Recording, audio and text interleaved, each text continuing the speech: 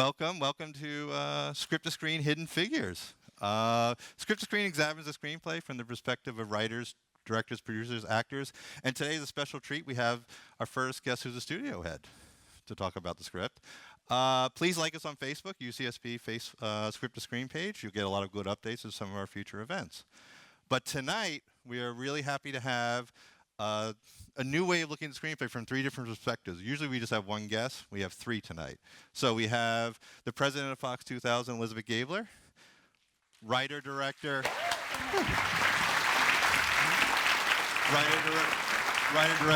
Melfi.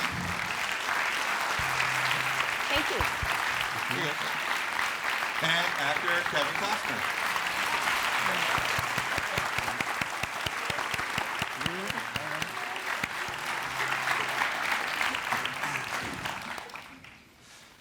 Wow. All right, so we're going to jump right to it and go back to the beginning.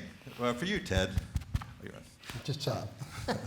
So what was, when you first read Alison Schroeder's draft and the book proposal, what drew you to the story of these three amazing women? What's not to, I mean, it's one of those kind of brainless situations. The fact that, I think what hit me the most was the fact that I didn't know a thing about it, and I was shocked by that, and blown away by it. And I have two daughters, and even today my daughters are told, don't worry about the math, that's for boys, and they're extreme feminists now. So anyway, I just deeply moved by the subject matter, and that these women have been hidden in history for so long. Did you know anything about them beforehand? Not a thing. No. So Elizabeth, what about you? What made you say? Because this is a movie about theoretical geometry, not exactly the most visually, you jump to the page. What made you say, I have to make this movie? Well, I think Ted said it the best in several conversations when he said, don't make a movie about women, don't make a movie about black women, don't make a movie about math. So he sort of hit all three, in one shot. No, for me, first of all, we had been trying to work with Ted for a long time. And we're just pushing him about, what do you want to do next? What do you want to do next? And he finally called my colleague and Gaucho graduate of UCSB, Marissa Paiva, and said, this is the movie I want to do next. And I think my reaction was just so visceral to reading the script. I cried when I put it down, and I thought, this story has so much emotion and so much life and humanity to it. And if I can be part of bringing this to the world with Ted's vision, then count me in. And so it was pretty quick decision. Now, Kevin, when you first read the script... I knew you were coming to me. Yeah. When you first read the script, your character is a composite of a few different men. So what was your initial reaction, and what do you want? I'll get to that, but first there's a lot of things washing over me. One, when I get back into academia, my pits start to sweat. And when we start talking about geometry, that's bad enough, but when you start talking about theoretical geometry, it just starts to mount. But one thing I think, I know we're going to progress, and it's so nice that everybody's here, but one thing that's worth saying, because I know there's professors here and there's students here, and there's a lot about how do you guide your life, right? What am I going to do, or how do I even negotiate my life? Well, we have to do that all the time ourselves, even as we go through our careers, and I think it bears mentioning. I think it would be remiss not to say this. Ted had a choice. He had a big fat movie called Spider-Man they wanted him to do. And that's a big check. That's a big career move in the world if you want to just, all of a sudden be considered, and these guys are able to make $150, $200 million films. And we're not immune from wanting that big check, that big notoriety. But Ted has a grasp enough of what his life's about that when he read this, it trumped that offer. And so I think that's worth noting, and I think it's worth understanding that people have to do that at all points in their career, try to make up in their mind what's right for them. And somehow the universe starts to take care of itself. And I think that the idea that you have a #1 movie that was made for about 10 cents speaks really well for following your vision, which is a little bit of what university is about, right? Just finding the vision, not going to intramurals all the time, which is what I do. So Ted.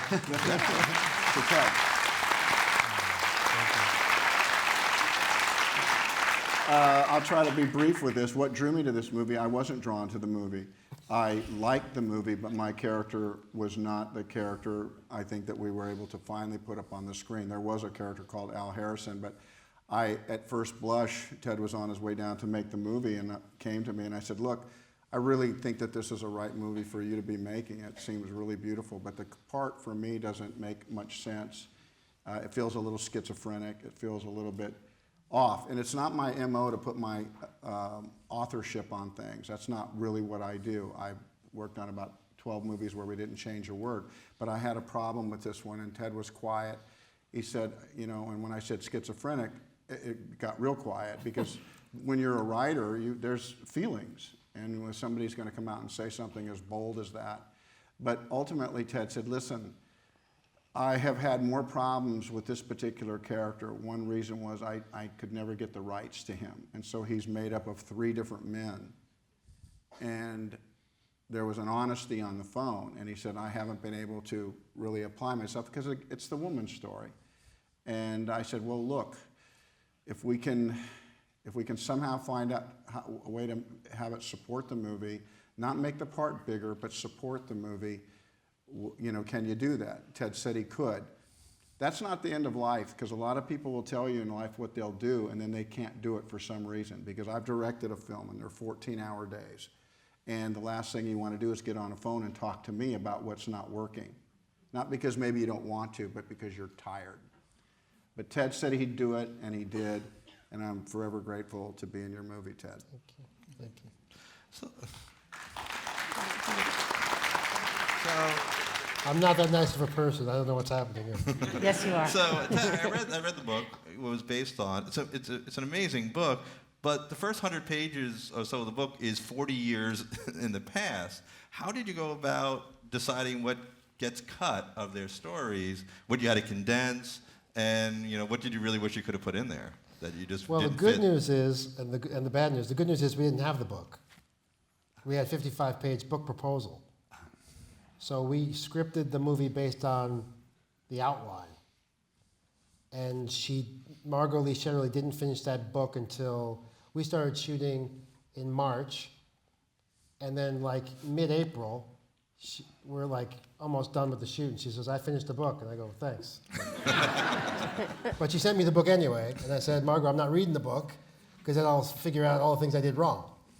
So we just kind of, you know, I just did my own, we did a lot of research. I went and visited Katherine Johnson twice.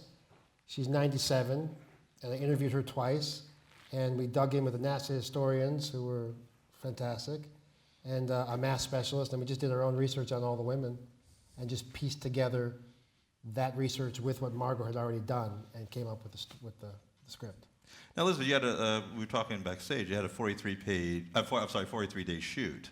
Mm-hmm. For you, how is it like? Were you balancing? We know we have a tight shoot. We know we have a low budget, but I want to make sure everything stays in, from the script. Well, I think Ted assembled a crew that was brilliant, and I can honestly say that everyone working on this film came with their heart in their hands and gave all to him, and the cast, everybody. I mean, it was just such an amazingly run production and on schedule, and our production designer, Wynn Thomas, did the most spectacular job of creating those sets.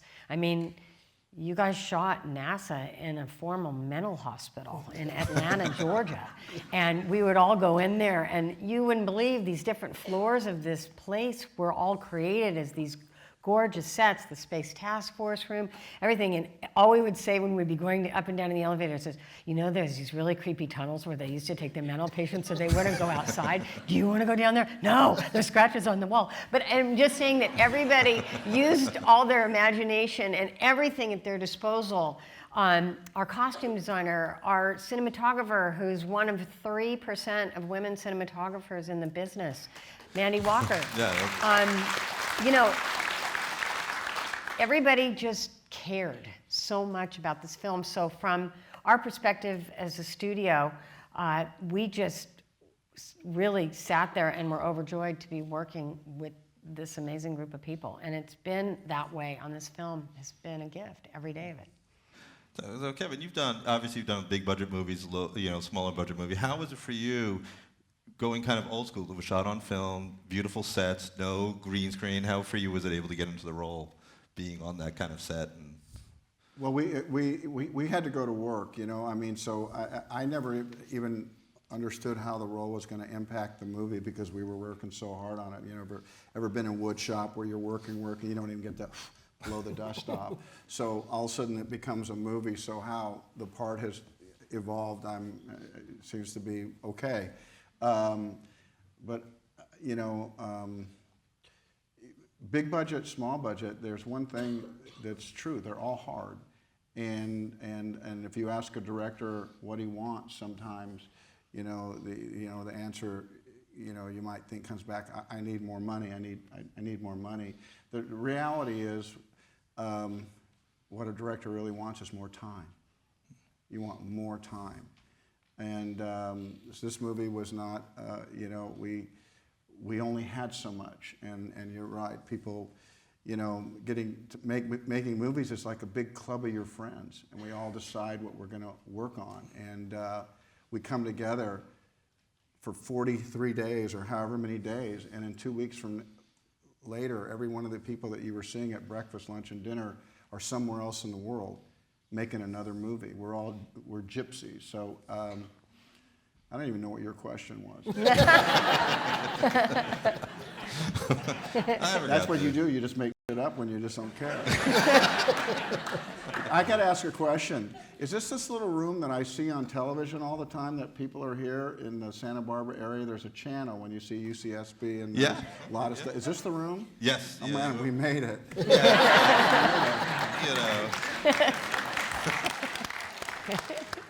It's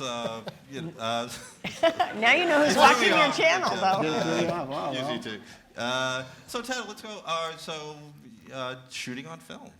Yeah. Film is, if I'm not mistaken, is almost dead. But it's It's still not trying to dead. keep it It's alive. very much alive. I don't know. I do a lot of commercial work. I've done hundreds of commercials, and I always shoot the standard Alexa or whatever it's going to be, flavor of the month. I shot St. Vincent on film.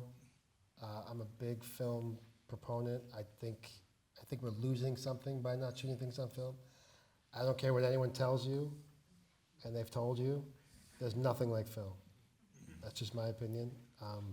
It just creates a depth and a feeling. To me, it's a feeling you just can't duplicate, no matter how hard you try. So, and it's a period piece.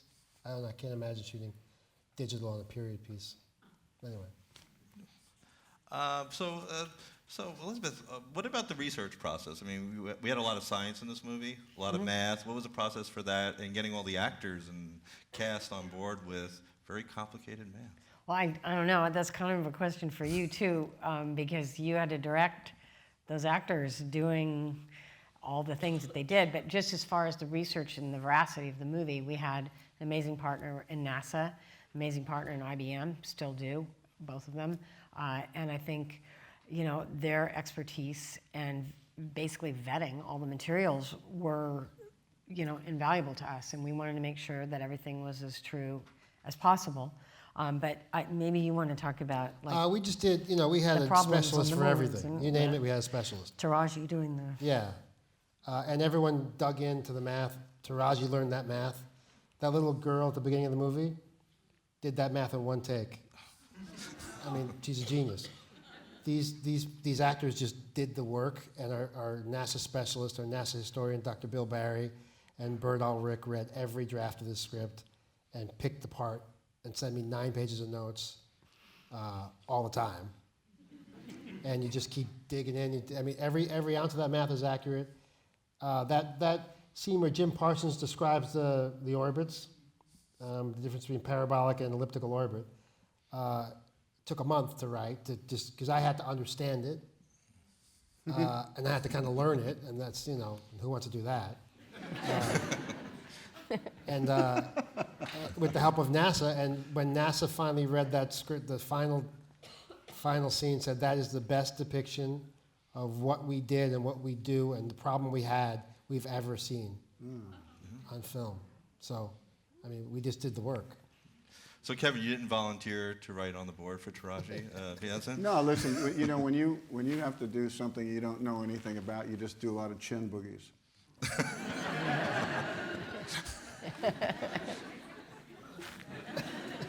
I'm doing it right now. Did you just raise your IQ by not saying anything? Just remember that, a few chin boogies, and you can be right there. I wish I was one of those people, but you know, I think, you know, we understand the movie The Big Things, right? John Glenn going, the women, the segregation, the racism, the men being intimidated, all kinds of things. But I think the charm of the movie is the smaller stuff. And it is this little girl. If you could just stop yourself for a moment and you realize that girl was touched by God. She could go to college when she was 8 years old and she could just blow a room like this away. So that young lady very early was touched, and she was on her journey in her life, and thank God she was able to be pushed forward, because in this giant story about John Glenn, and we can all be a little bit upset, why don't we know this story? Why did we not know this story? Well, guess what? There's a lot of history that we don't know, and it's hard to turn back the pages. And these women, it was interesting that people were even called computers to begin with. We think of our silver things now, but no, human beings were referred to that. We are offended that these women that were doing this math were segregated. But we can understand maybe why we haven't seen that story, because it falls into that giant barrel of things untold. But the thing that I think has struck me the most was that when we know the story of John Glenn and then don't know the story of Katherine Johnson, that's a problem. That's a problem, because as this movie is, the architecture of this movie comes down to John Glenn at one point is not going to go. He's not going to go. And this everything that's been built to this moment, he's not moving until this one little skinny girl that we saw as 8-year-old gets her pencil, gets her eraser, and she does the math. And so to know John Glenn's story and not know Katherine Johnson, I think that's the thing that maybe bothers me the most. That it'd be like, and I've said this before, it would be like not saying the punchline of a joke. You tell this story and you don't say the punchline. You tell the story of John Glenn and you don't get to that moment where, and he wouldn't go, really? He wouldn't go?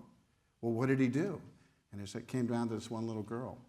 And I think Ted did an amazing job at that moment, too, calling her the smart girl. Which girl? Not the black girl, not the pretty girl, not the smart girl. And I love that.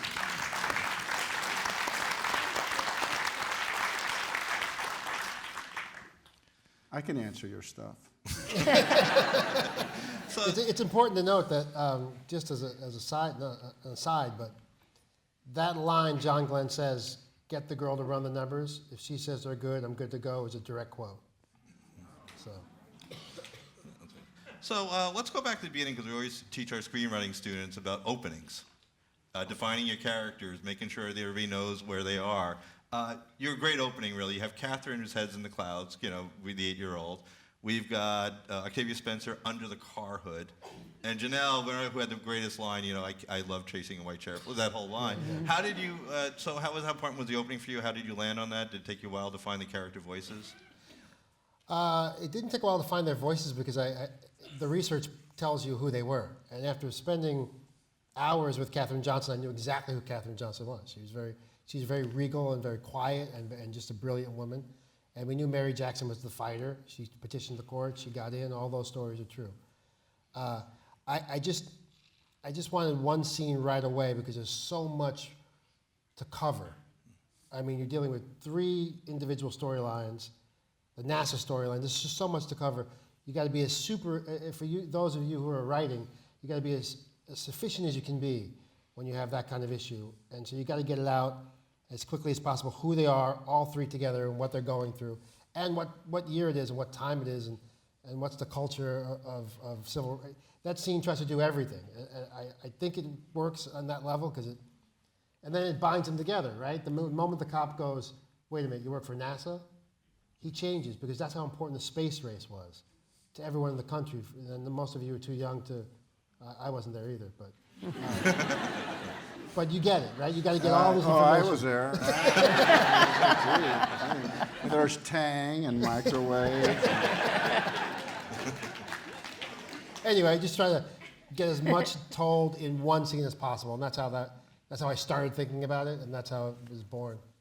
Now, Janelle was amazing as Mary Jackson, Elizabeth. So what made you, what did you see her in casting? And I was especially moved by the courtroom scene, firstly, her performance in that. But what did you see in her that you said, she's the only actress that can play this part? Well, I'd actually met Janelle about a year before, and what struck me about her was she, for me, was a supernova. I mean, she was just so beautiful inside and out, and her spirit just projected so far. So Taraji was the first in because Ted had been speaking with her about them working together, and that was immediately, he said, well, this is what I want to do. So that was easy. And then Octavia obviously knew about the project and was interested. So that left the youngest one and so many actresses that wanted to be considered for the part. And I think you saw quite a few and gave it some time. Yeah.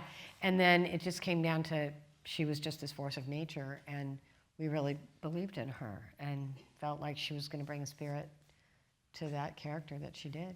You know, there's also something about that scene we're talking about. So we're talking about Janelle doing the scene and being really great in the scene. But there's a little thing that happens in movies that I think that are subconscious, and if you love this movie or you begin to think about this movie, it's something that happens in that scene that I'm drawn to. And maybe you'll be drawn to it too. She's written beautifully there. She stands up for herself. She makes an incredibly compelling argument. She's smart about it. She goes at it. But what was so great for me was that this man that absorbed it, he changed his mind. And we're so used to thinking that people don't hear us. They're not going to hear this powerful argument, that when it's so compelling, you know, we're not wanting him to ignore. And what I loved was that man shifted his own thinking at that moment based on the power of her argument. And so while I love Janelle in that scene, the little thing that you did there, have one man change his, we have to still believe that the power of a good argument can change the day. And I think that that's one of those little touches why people are enjoying your movie, Ted. Kevin, one of the things, I mean, most of your scenes were Catherine and Jim Parsons. Yeah. And I found your opening scene particularly interesting. You know, we were supposed to be afraid of you, don't talk to him. And you only really just cared about, can she do it? Right. You didn't care. But what was the dynamic working with the three of you? Because there was an interesting triangle between you, Jim, and Taraji. Yeah, well, first off, Jim Parsons, who is having this remarkable television career, it says a lot about him to come into this movie and play a guy on the wrong side of history, play what we consider the jerk. And I'd like to just say, first of all, you know, you might have a tendency to look at him as he's a racist in this movie. He is not. And I thought that was beautiful, the way Jim really played him. Maybe you didn't catch it, but if you really think about how he played him, he didn't play it as a racist. He played it as a man. He played it as an insecure man. He played it as a man who was jealous. And it wasn't that she was black, it wasn't that it could have been that she was a woman. But, you know, we confuse things, and I think that Jim came in and had a thankless role and did a marvelous job. So for those of you like Jim Parsons, you know, good for him. What was it like for me? I'll tell you the truth.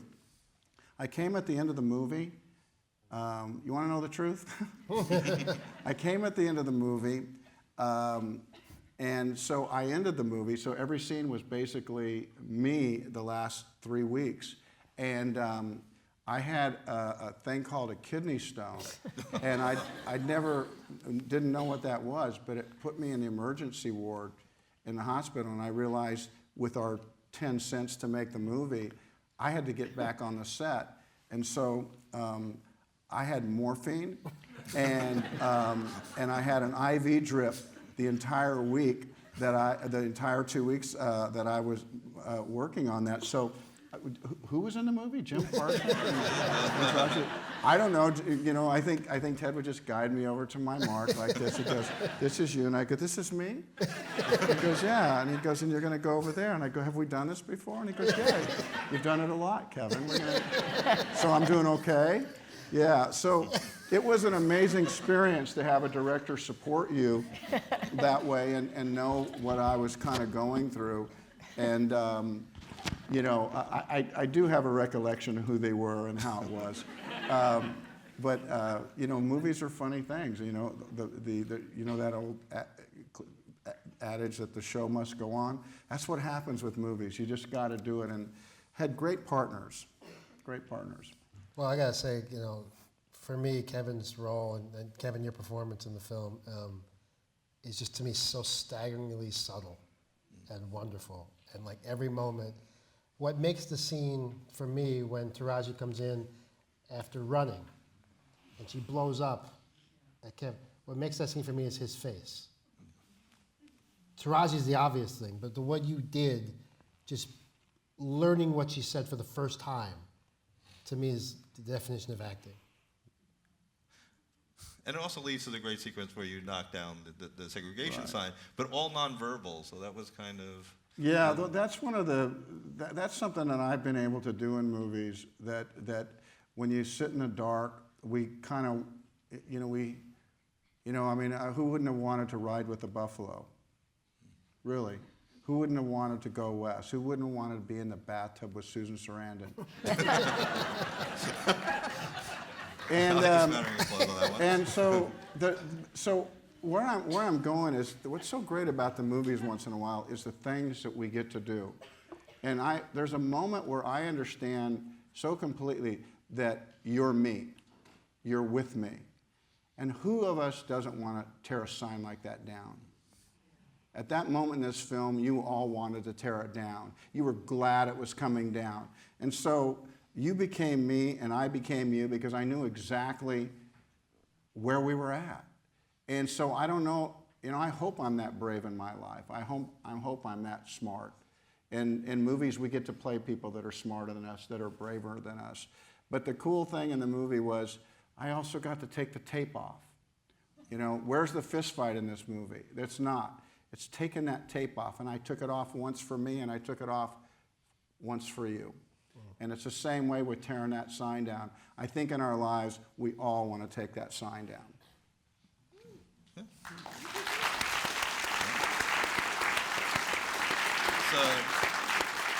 So Elizabeth, let's talk a little about Octavia Spencer, casting her. Was there anybody else even in mind, or did you this is her, that's it, we're not doing anybody else for that part? That was it.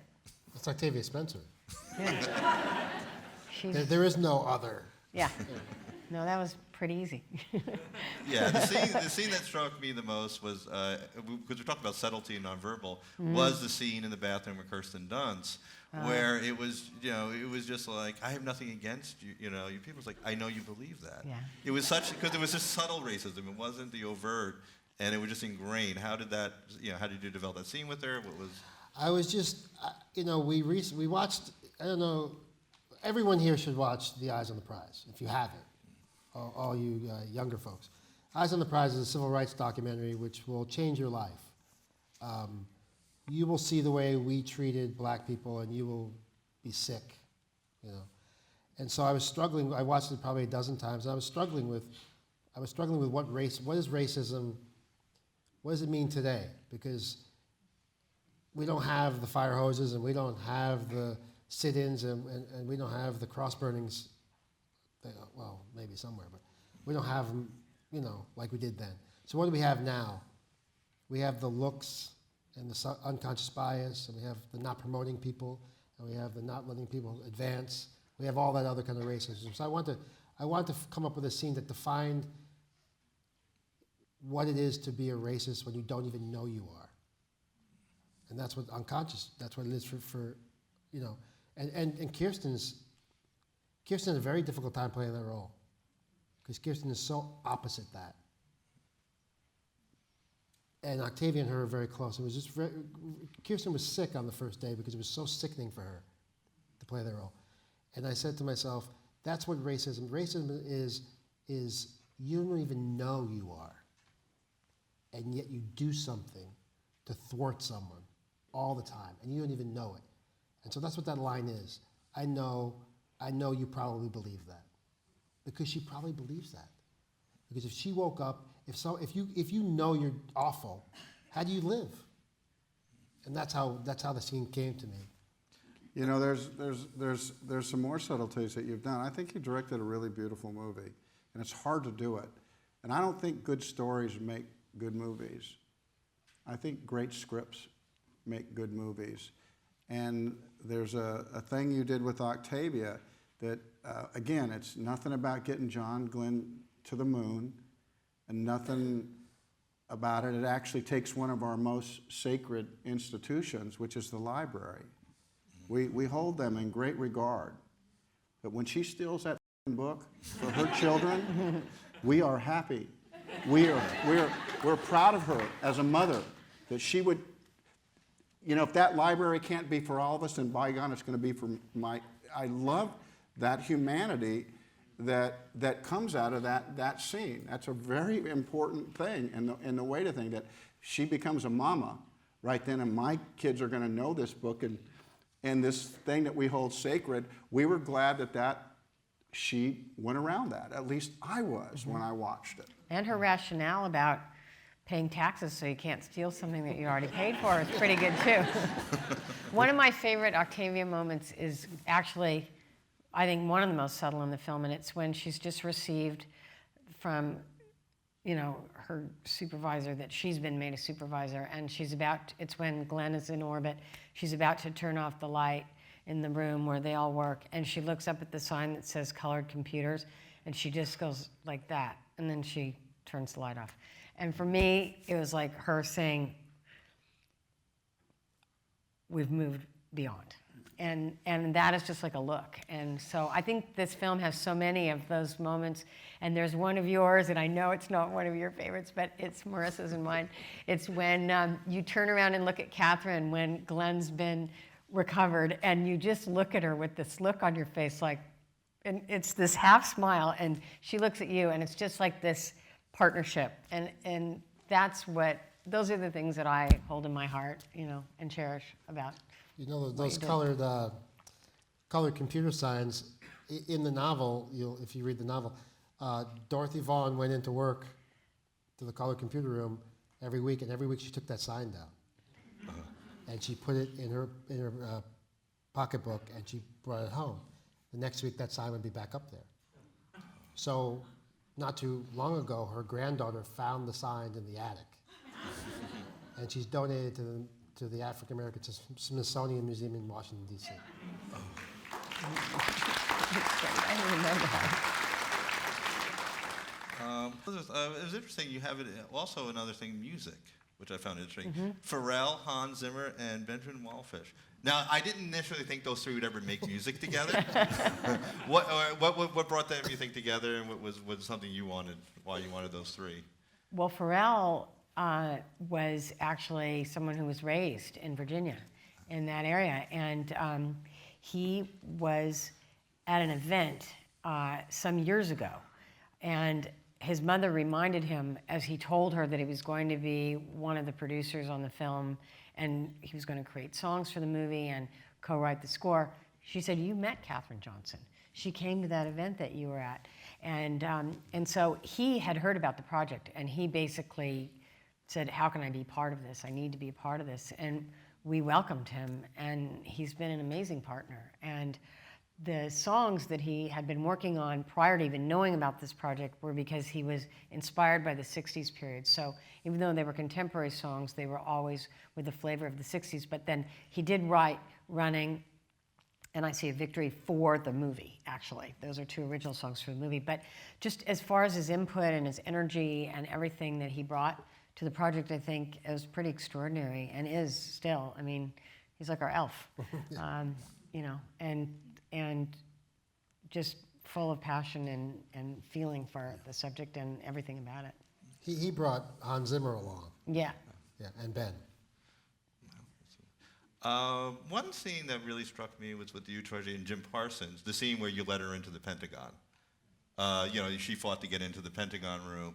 And again, talking about subtlety, which I like about Ted's script so much, you didn't say much, you just gave her the chalk. How did you work with that scene with that? Because again, nonverbal, just kind of letting everybody watch her.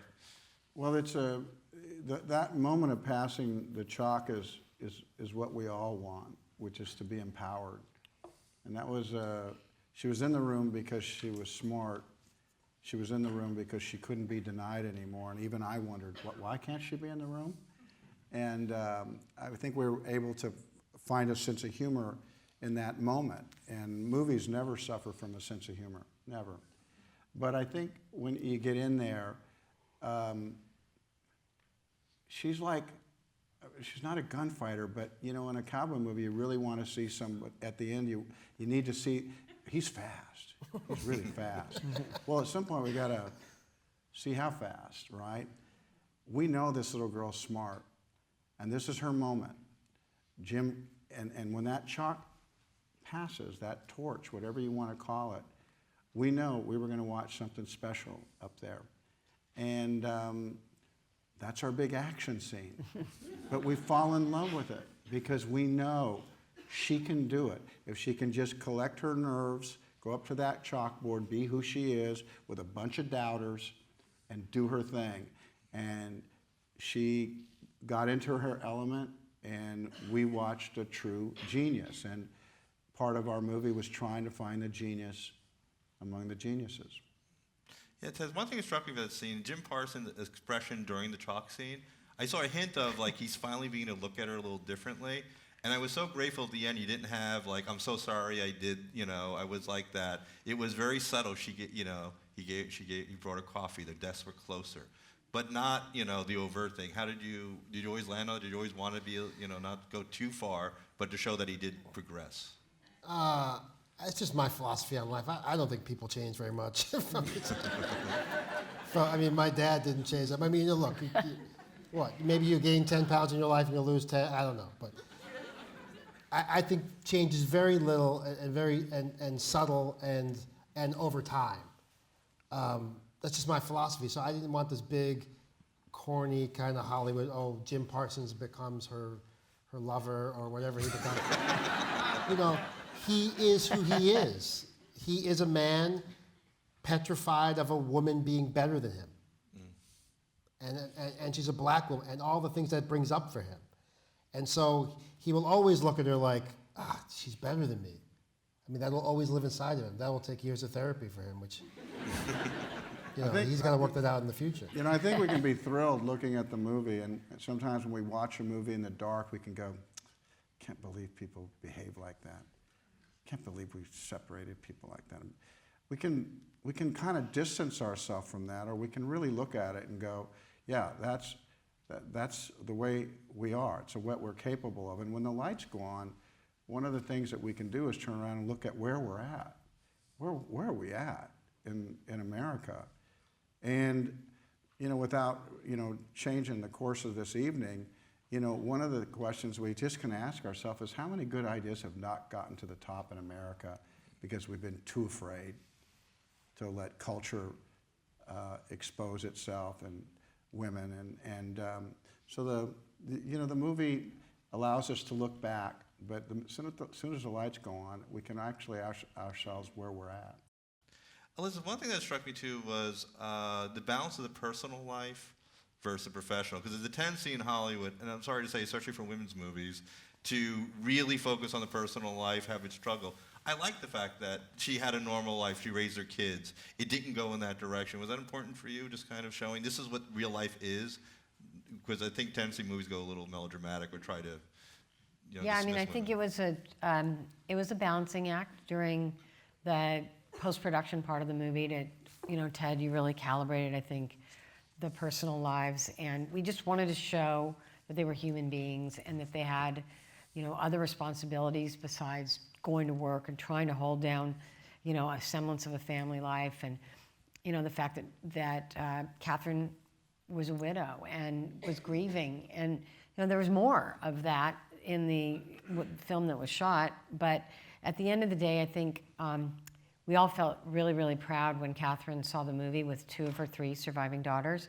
And they were very emotional about it, but they felt so gratified that Ted had portrayed their family life the way that it was. And they were literally looking at their room and remembering it way back all those years later, as if they had been there just that day. And they were very grateful to us for being so respectful to their stepfather. And, you know, their mom, Catherine, they're still married, Jim and Catherine. And so that was really, I think one of the things we were really the most proud of is that we gave justice to their true lives.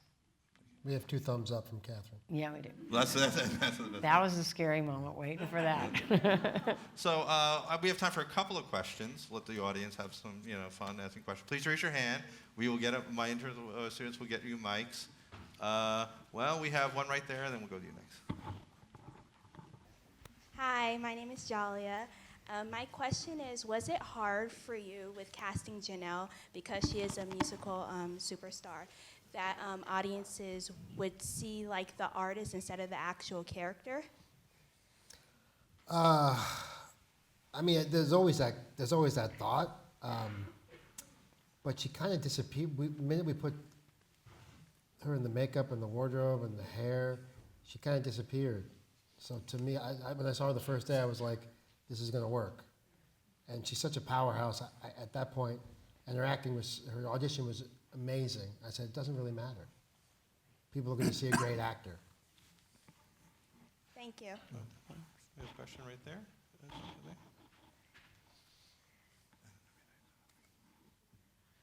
How did you choose Mandy Walker for your DP, and do you think it made a difference that you had 3 really strong women actors and then a strong woman DP?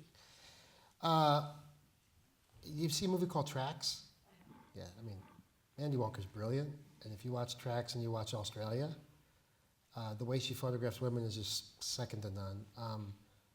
She has her light meter right here, and then her red lipstick right next to it.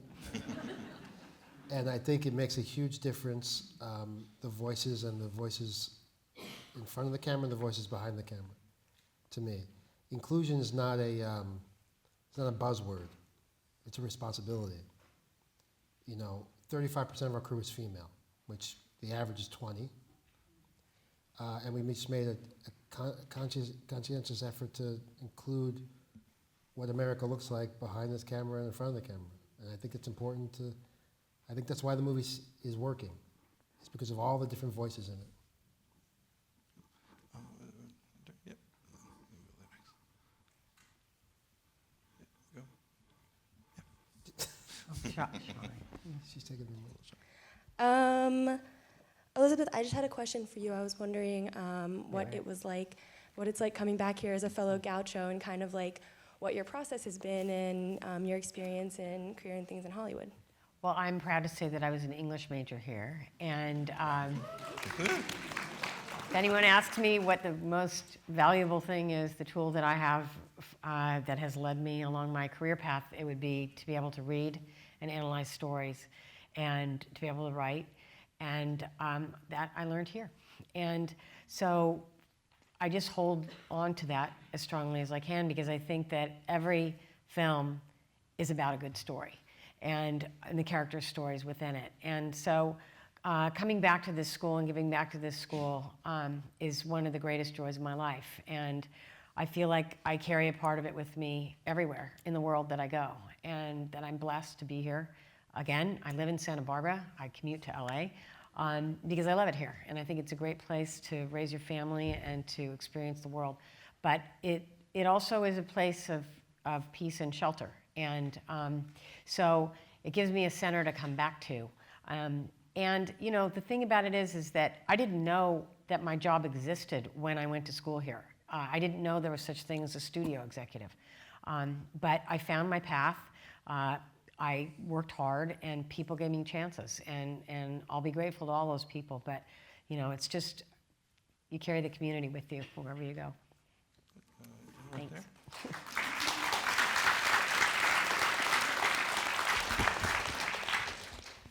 Hi, I don't really have a question. I just want to second the subtlety that was depicted in this film. I thought it was absolutely phenomenal. I mean, I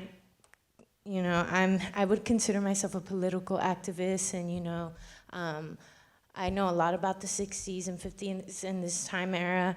And, so often in films, they always depict the violence, and just like, this was a revolution, just showing people how small acts can really turn the tide of time. And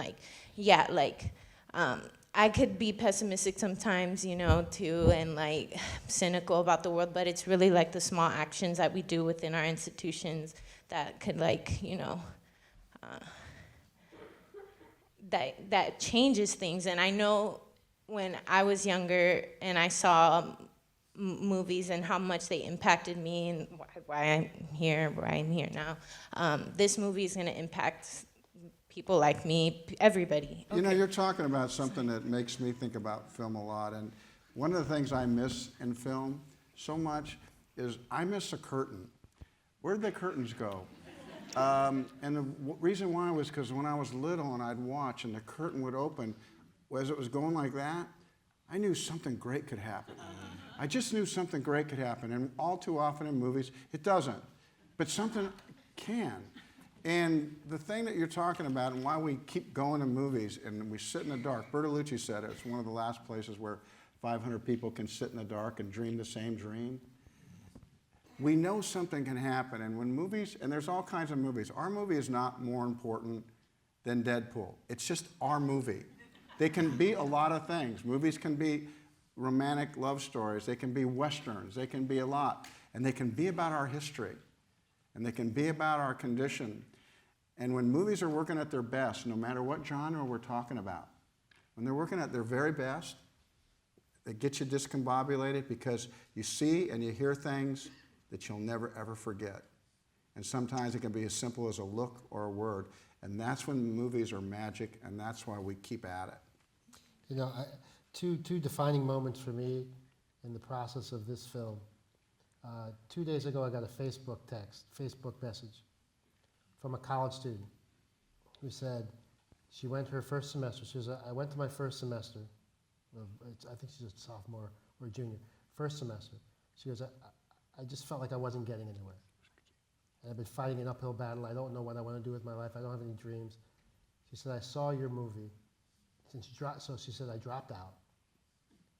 She saw the movie, and she just re-enrolled. And she went to her guidance counselor and said, I don't know what I want to do, but I know I want to keep going. So there's that. And then I was in a screening in where was it? In downtown, by LAX, Los Angeles.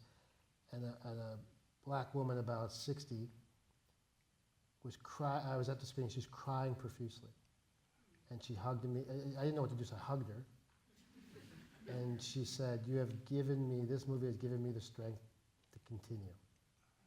And so this is why, the other day in LA, we screened this film for 10,000 LAUSD students for free.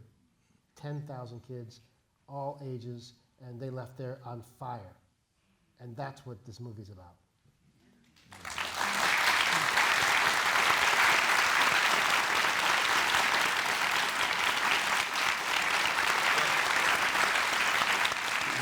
We always end our show with the same question. Can you tell us about a movie theater experience you had as a child, a movie that maybe inspired you? You went with your father, your parents, when you were young. We'll start with you, Ted. Oh, God. I really loved this Kung Fu theater when I was a kid. So I just remember that, I don't know if you've ever seen the Flying Guillotine, but no one's ever seen that movie. Yeah? Yeah. Come on. The original. I was just fascinated that this samurai type guy could throw this guillotine, right, and pull someone's head off. And so I don't have a better story than that, but I just love it. God. What about you, Elizabeth? How do I top just brought the whole that? thing Oh my God. Oh, for me, it was probably The Graduate.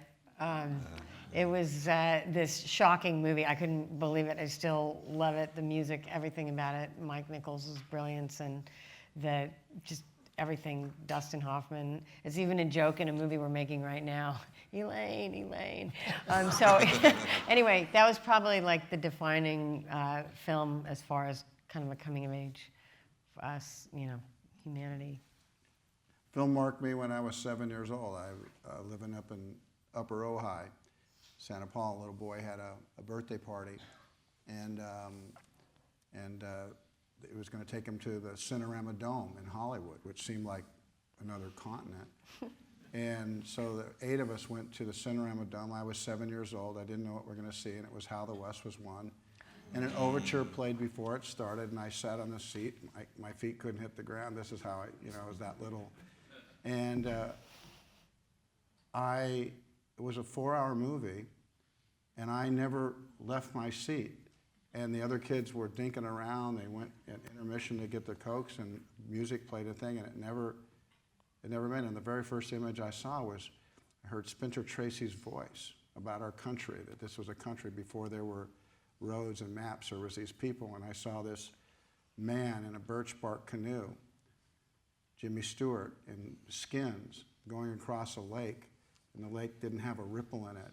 And he pulled up onto this beach, and there were these very exotic people.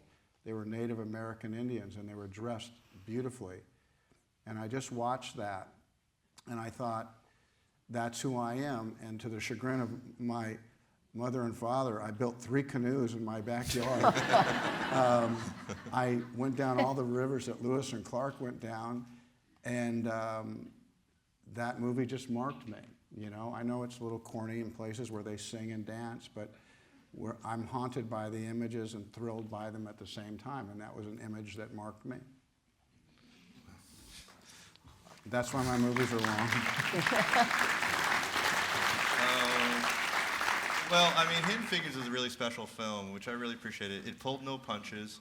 It didn't, it showed the way it was, but it also showed a lot more optimism and possibility.